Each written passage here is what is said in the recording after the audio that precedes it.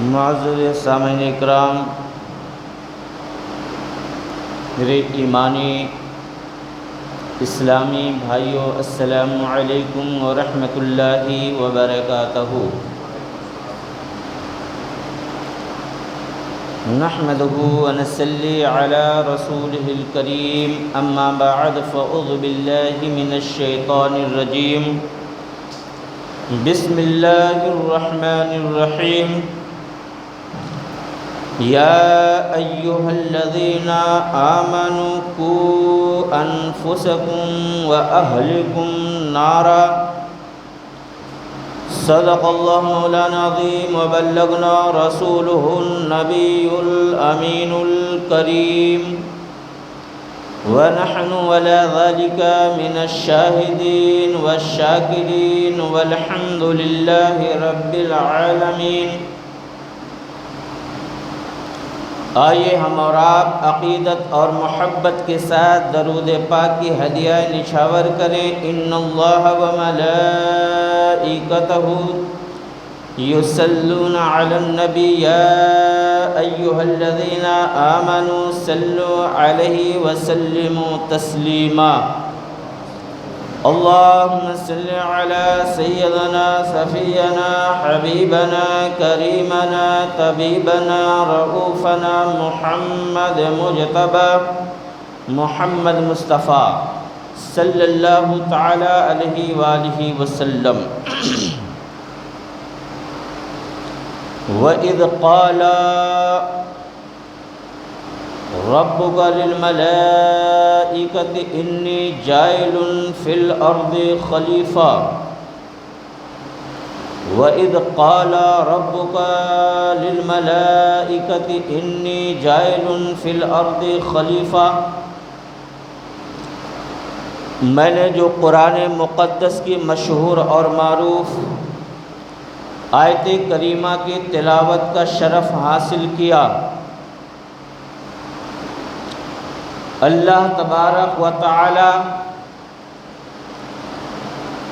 احسان ہے، اس کا کرم ہے، اس کا فضل ہے، مومن مسلمان کے لیے فرماتا ہے یا ایھا الذین آمنوا قوا انفسکم واہلکم نارا، اپنے آپ کو اور اپنے اہل کو، اپنے خاندان کو، اپنے گھر والوں کو جہنم کی آگ سے بچاؤ۔ اپنے آپ کو صرف نہیں بلکہ اپنے آپ کو بھی بچاؤ اور اپنے گھر والوں کو بھی بچاؤ، اپنے ماں باپ کو بچاؤ، اپنے بیوی بچوں کو بچاؤ، اپنے اہل والوں کو بچاؤ۔ کس سے؟ جہنم کی آگ سے۔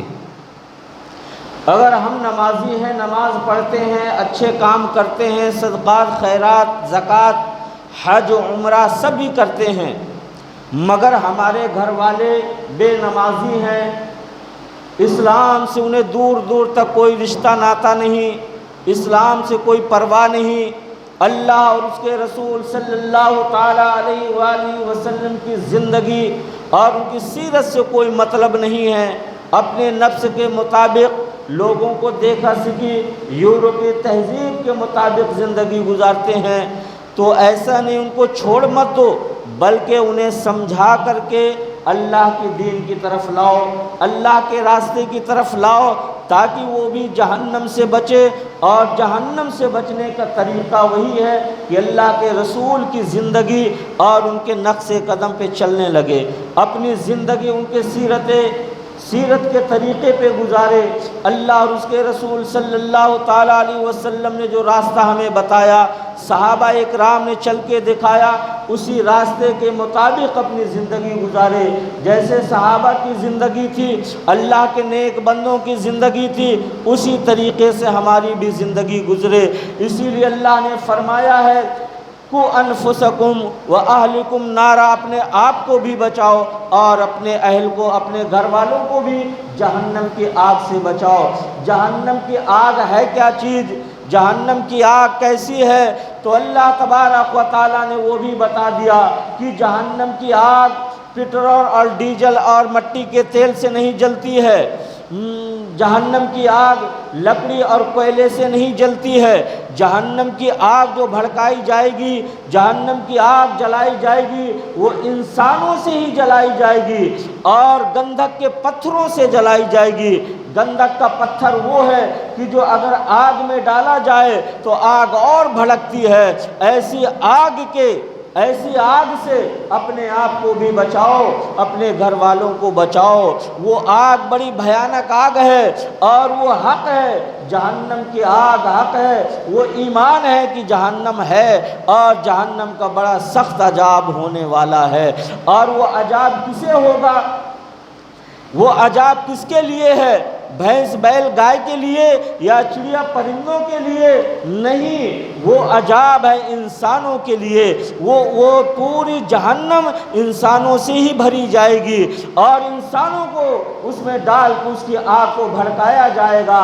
تو اللہ ہمیں ہوشیار کر رہا ہے، بتا رہا ہے، اے ایمان والو، اے مسلمانوں، اے میرے پیارے بندو، اپنے آپ کو اس آگ سے بچا لو، اپنے آپ کو اس جہنم کی آگ سے بچاؤ اور اپنے چاہنے والوں کو، آپ جس سے محبت کرتے ہیں انہیں بھی اس آگ جہنم سے بچا لو تاکہ تمہیں اس جہنم سے چھٹکارا مل جائے، آگ سے چھٹکارا مل جائے۔ اور آگ کی جلن اور آگ کی تپش کا عالم کیا ہے ہم اور آپ خوب جانتے ہیں، اس سے واقف ہیں کہ جب یہ دنیا کی آگ کا یہ عالم ہے کہ اگر انسان اس کی لپیٹ میں آ جاتا ہے تو جل کے کوئلہ بن جاتا ہے، دیکھنے کے قابل نہیں رہ جاتا، ہاتھ پیر سکڑ جاتے ہیں اور دم میں اس کی روح نکل جاتی ہے۔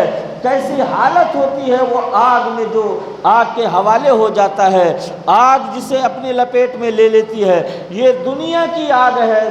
جب دنیا کی آگ کا یہ عالم ہے تو جہنم کی آگ کا عالم کیا ہوگا؟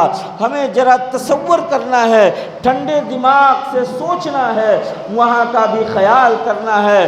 حضرت علی کریم اللہ وجہ الکریم فرماتے ہیں یہ دنیا ہمارے لیے ایک سفر ہے، یہ دنیا ٹھہرنے کی جگہ نہیں ہے، یہ دنیا رکنے کی جگہ نہیں ہے، اس سے تو ہم لوگ گزر رہے ہیں۔ جیسے ایک مسافر چلتے چلتے ایک شہر سے دوسرے شہر گزر جاتا ہے، ایسے انسان کا حال ہے۔ یہ دنیا ٹھہرنے کی جگہ اور یہ مقام نہیں ہے، بلکہ تمہارے ٹھہرنے کی جگہ، تمہارے رکنے کی جگہ وہ مقام ہے جسے آخرت کہتے ہیں، وہ تمہارے ٹھہرنے اور رکنے کی جگہ ہے۔ یہ دنیا تو گزرنے کی ایک مسافر ہے، چلے جا رہے ہیں، چلتے جا رہے ہیں۔ جیسے ہم اور آپ بھی کہتے ہیں، بے خیالی میں کہتے ہیں آپ کا کیسے چل رہا ہے، آپ کی زندگی کیسے گزر رہی ہے، تو ہم اپنی زبان سے کہتے ہیں مگر سمجھ میں نہیں آتا۔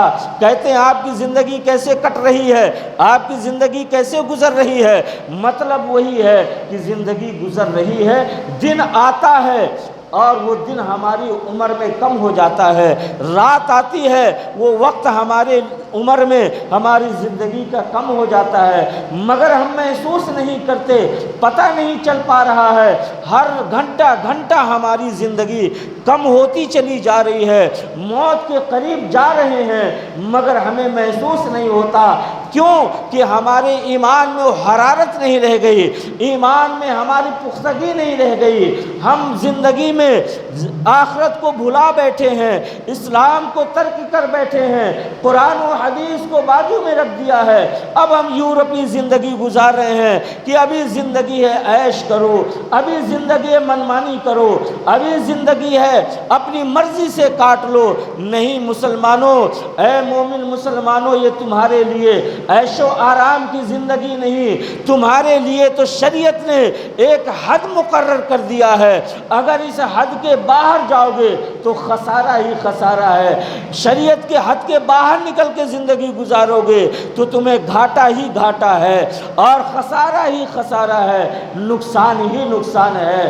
اللہ کا یہ کرم ہے، اللہ کے حبیب کا یہ کرم ہے کہ ہمارے مومن مسلمان کے لیے زندگی کا ایک حد مقرر کر دیا کہ اس حد سے پار نہیں ہونا، اسی حد کے اندر رہ کر کے زندگی گزارو گے تو دنیا میں بھی کامیابی اور آخرت میں بھی خوش رہو گے، اور آخرت میں بھی اللہ کو راضی اور خوش پاؤ گے اگر زندگی میں تم نے زندگی ایسی گزاری ہے جو اللہ اور اس کے رسول کا فرمان ہے۔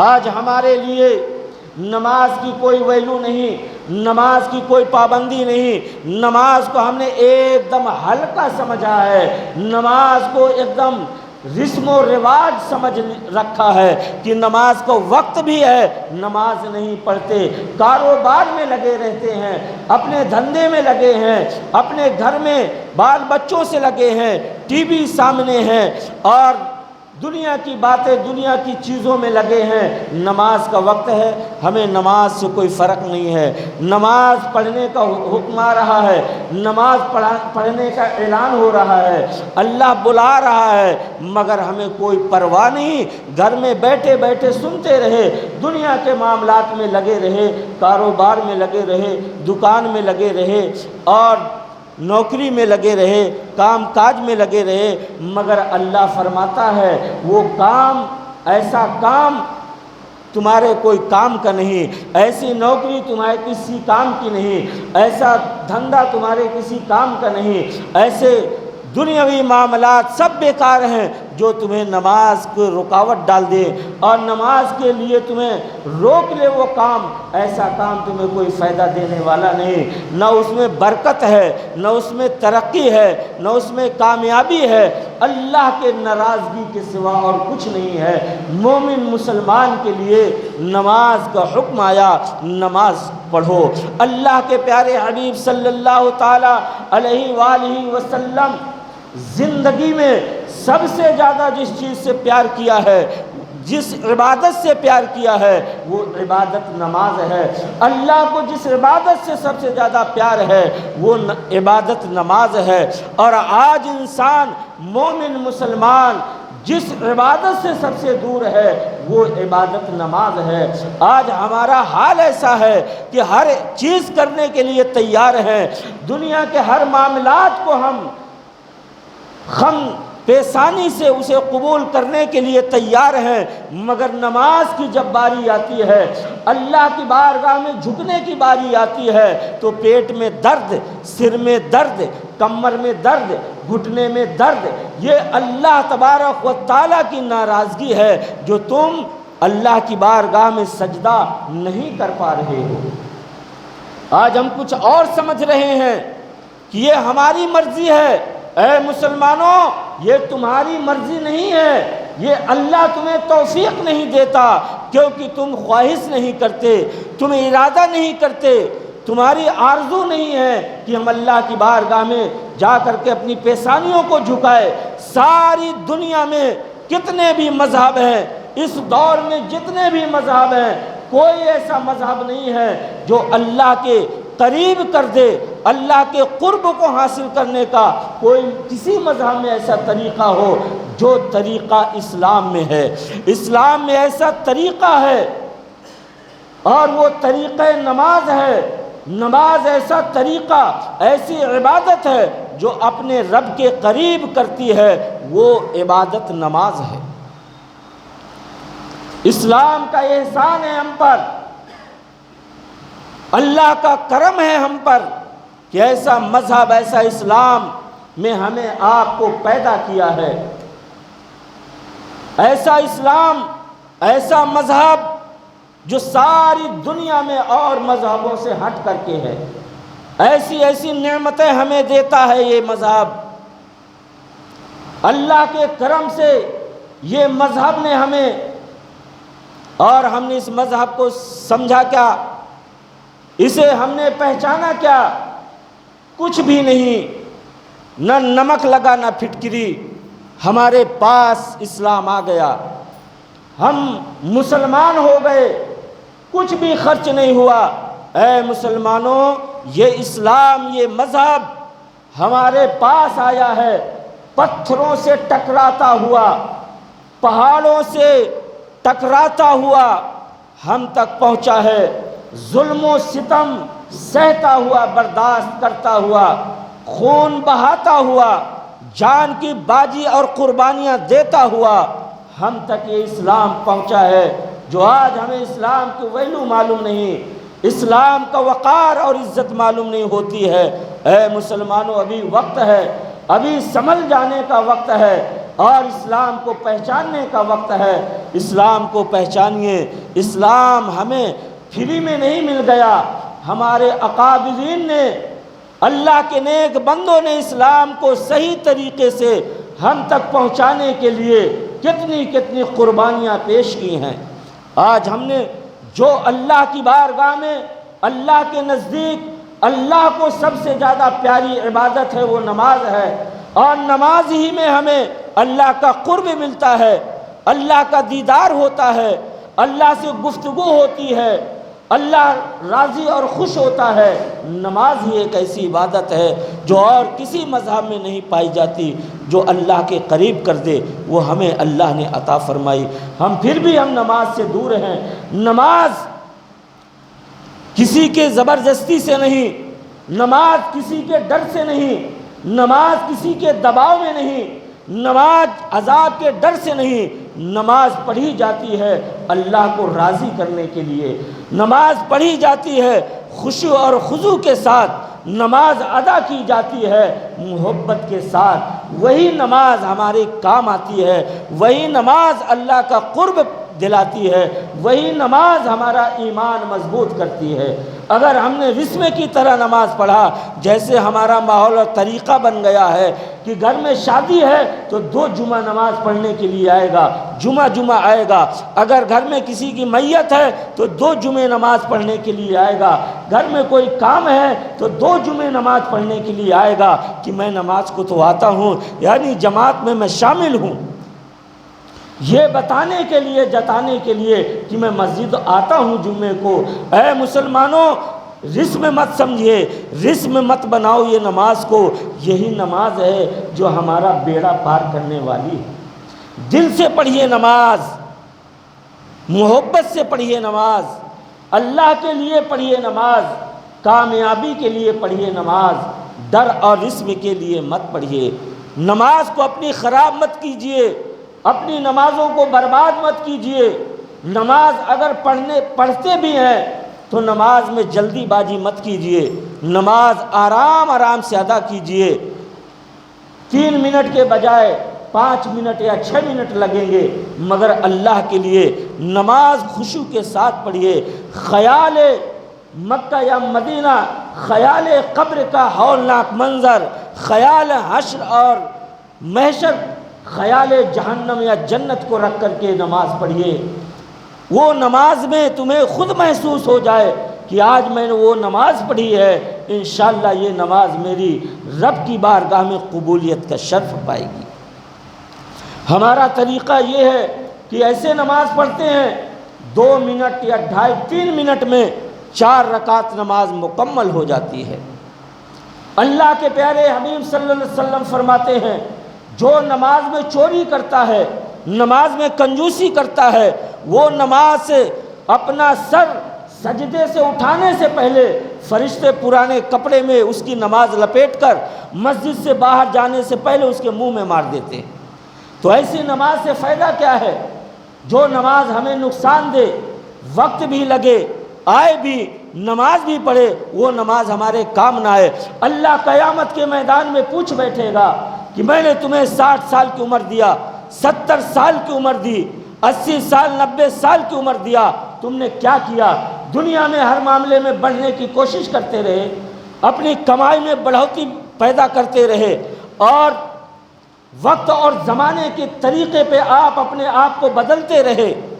پہلے کا زمانہ تھا کچے گھر تھے، اب کا زمانہ پکے گھر، پہلے کے کپڑے اور تھے، اب کا کپڑا اور ہے، پہلے کی زندگی گزارنے کا طریقہ اور تھا، اب زندگی گزارنے کا طریقہ اور ہے۔ تو نے دنیا کے معاملات کو اپنے حساب سے، زمانے کے حساب سے بدلتا رہا، مگر 80-90 سال کی عمر دیا، تو نے میرے لیے کیا کیا؟ کیا نماز پڑھا؟ وہ نماز جو ہم پڑھتے رہے، وہ نماز فرشتے پرانے کپڑے میں لپیٹ کر مسجد سے نکلنے سے پہلے ہی منہ میں مار دیتے ہیں تو وہ نماز ہماری کیا کام آئی؟ اللہ کی بارگاہ میں کیا جواب دیں گے؟ تو دوستو نماز پڑھیں تو سکون قلب کے ساتھ دماغ کو دل کو جمع کر کے نماز پڑھیں کہ تم ایسی نماز پڑھیں کہ نماز پڑھتے پڑھتے دل غمگین ہو جائے، دل میں خوف طاری ہو جائے کہ ہم ایسی ہستی ایسی ذات پاک کے سامنے کھڑے ہیں جو ساری کائنات کا پالنے والا ہے، اس خالق کی بارگاہ میں کھڑے ہیں جس نے ہمیں پیدا کیا ہے، جس نے ہمارے لیے ساری کائنات کو ہمارے لیے پیدا کیا ہے، ہر نعمتیں ہمارے لیے پیدا کی ہیں۔ اور ہمیں کس لیے پیدا کیا؟ اللہ نے ہمیں کس لیے پیدا کیا؟ تو اللہ تبارک و تعالیٰ فرماتا ہے میں نے جنات اور انسان کو اپنی عبادت کے لیے پیدا کیا ہے۔ تو ہم وہ حق ادا کریں، اللہ کی ایسی عبادت کریں کہ ہمارا دل سکون پا جائے، سکون حاصل کر لے کہ میں نے ایسی عبادت اور نماز پڑھی ہے، انشاءاللہ یہ نماز میری اللہ کی بارگاہ میں قبولیت کا شرف حاصل کرے گی۔ ایسا نہیں کہ ہم پھٹافٹ دنا دن سجدہ رکوع قیام کریں اور بس پھٹافٹ باہر کو بھاگیں۔ نہیں مسلمانوں، وہ نماز تمہارے کام نہیں آئے گی۔ نماز پڑھو، سکون قلب کے ساتھ پڑھیے۔ نماز سنت اور نفل کے ساتھ ادا کیجئے، صرف فرض نماز پڑھ کے بھاگ مت جائیے، سنت اور نفل بھی ادا کریے۔ یہ سنت اور نفل بھی اللہ کا قرب حاصل کراتی ہے، اس نفل نماز سے ہی اللہ کا قرب حاصل ہوتا ہے۔ پہلے فرض ادا کرو، اس کے بعد سنت اور نفل ادا کرو، ایسی مت بھاگ جائیے۔ اللہ کا خوف کریے، اللہ کے عذاب سے ڈریے، جہنم کی آگ سے ڈریے، جہنم کی آگ سے اپنے آپ کو بچائیے اور اپنے چاہنے والوں کو، اپنے گھر والوں کو، اپنے دوست احباب کو بھی جہنم کی آگ سے، جہنم کے نزدیک سے اسے بچائیے۔ اور کوشش کریے اگر ایک آدمی آپ کی وجہ سے جہنم سے بچ گیا اور جنت کا مستحق ہو گیا تو اللہ تبارک و تعالیٰ آپ کو بھی جنت کا مستحق بنا دے گا۔ مگر آپ اللہ کے بندوں کو سمجھا کر کے اللہ کے راستے کی طرف لائیے، اللہ کے دین کی طرف اور اللہ کی وحدانیت کی طرف لائیے۔ آج ہم نے نماز کو اتنا ہلکا سمجھا ہے۔ دیکھیے حضرت عمر فاروق اعظم رضی اللہ تعالیٰ عنہ جو ساری امت کے خلیفہ ہیں، ساری امت کے خلیفہ، ساری دنیا کے، صرف مکے ہی کے نہیں، ساری دنیا کے مومن مسلمان امیر المومنین ہیں، خلیفہ ہیں، فجر کی نماز کے لیے جاتے ہیں اور ان کا دشمن ہے جو اگلے صف میں بیٹھا ہوا ہے، خنجر چھپائے ہوئے ہے، حضرت عمر رضی اللہ تعالیٰ عنہ کے پیٹ میں وار کرتا ہے، گش کھا کر کے مصلی پہ گر جاتے ہیں اور دشمن بھاگتا ہے۔ حضرت عمر رضی اللہ تعالیٰ عنہ کو پکڑنے کے لیے ایک صحابی بڑھے تو عمر فاروق اعظم نے اس کا ہاتھ پکڑا اور مصلی پہ کھڑا کر دیا کہ پہلے نماز پڑھاؤ، مسلمان کی نماز نہیں رکنا چاہیے، پہلے نماز ادا کی گئی، فجر کی نماز مکمل کی گئی، اس کے بعد عمر فاروق اعظم کو اٹھا کے گھر لے جایا گیا۔ آج ہمارا حال کیا ہے؟ نماز بے دھڑک چھوڑ رہے ہیں، نماز سے ہمیں کوئی پرواہ نہیں ہے، نماز کو ہم کوئی سمجھتے ہی نہیں ہے۔ مسلمانوں، تمہاری زندگی کا سب سے اہم، اگر سب سے اہم قرض ہے تو وہ نماز ہے۔ نماز تمہارے اوپر فرض ہے، یہ بہت بڑا قرض ہے۔ اگر قرض نہیں ادا کیا اللہ کا تو تم نہ دنیا میں کامیاب ہو سکتے نہ آخرت میں کامیاب ہو سکتے۔ دنیا میں انسان چاہے جتنا بڑا ہو جائے، چاہے جتنی شہرت حاصل کر لے، مگر وہ کامیاب نہیں ہو سکتا، کامیاب انسان نہیں ہے۔ اگر کامیاب انسان وہ ہے جو نماز ادا کرتا ہے، نماز کی پابندی کرتا ہے، نماز پڑھتا ہے، وہی انسان کامیاب ہے۔ دنیا میں بھی اور آخرت میں بھی۔ تو دوستو، اللہ کی بارگاہ میں دعا ہے ہم تمامی مومن مسلمان کو نماز پڑھنے کی توفیق و رفیق عطا فرمائے، اپنے گھروں کا ماحول اسلامی طریقے پہ ڈھالنے کی اور اسلامی طریقہ اور ماحول پیدا کرنے کی اللہ توفیق و رفیق عطا فرمائے۔ اللہ کی بارگاہ میں دعا ہے ہم تمامی مومن مسلمان کی جان، مال، آبرو، عزت، ایمان کی حفاظت عطا فرمائے۔ وآخر دعوانا ان الحمدللہ رب العالمین۔